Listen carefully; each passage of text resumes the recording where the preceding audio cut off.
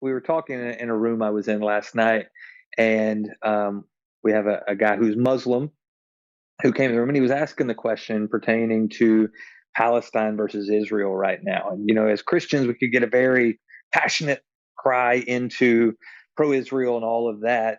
But if we really span out, and I'm right there with you. A year and a half ago, stood on the streets in this little kibbutz where these Palestinian army come in and murdered people. I intimately met a guy who lost family and friends in that thing. So there's an intimate connection with me to the place to say, yeah, support Israel. But then when you really pan out and look from a perspective, I believe, of God, and he loves all people to draw them near to him, there is Palestinian people being hurt. And I have friends now through this Warriors of Christ call who have Syrian background, Palestinian, all these things. So we had this conversation about why are we not saying more about the Palestinian side and some of the Israel. I said all the things, but I said, let's pan out real quick. Let's talk it up from an accountability perspective.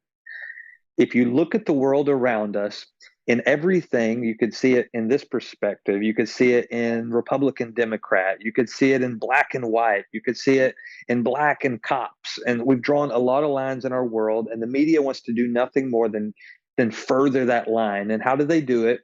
Is people on one side of the line yell at the other side of the line. But I said the key is when people on one side of the line start holding the people on that same side of the line accountable. And I'll go from the Black Lives Matter movement. And what if in that moment, because I think if we really stopped and took notice, there were police officers who did not do what they should have done. Not in all cases, but in cases that were highly amplified. But what I didn't see during that time was police officers holding police officers accountable. Now let's look at the Israeli-Palestinian situation. There's Israelis that should be holding Israelis accountable. There's Palestinians that should be holding Palestinians accountable. Even in the black versus the cops, black and white. What if we begin to hold our own sides accountable before we start yelling at the other sides? Because you can't point out somebody else's side when everything else is wrong. And I shared this last night from them from a perspective of a pastor. I said, I have a guy that I met in the military, and every day almost he posts something anti-Christian on his Facebook post. And most of his Facebook post I would agree with, because the church has not done what it said it should.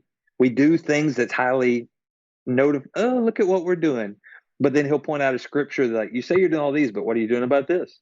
You could care less about the least of these. You're pointing out this problem, but what about the homeless problem? What about this problem? And I'm like, you're exactly right. So I said, for me as a pastor, I have to point out pastors, I have to point out Christians before I ever point out somebody on the other side of that line.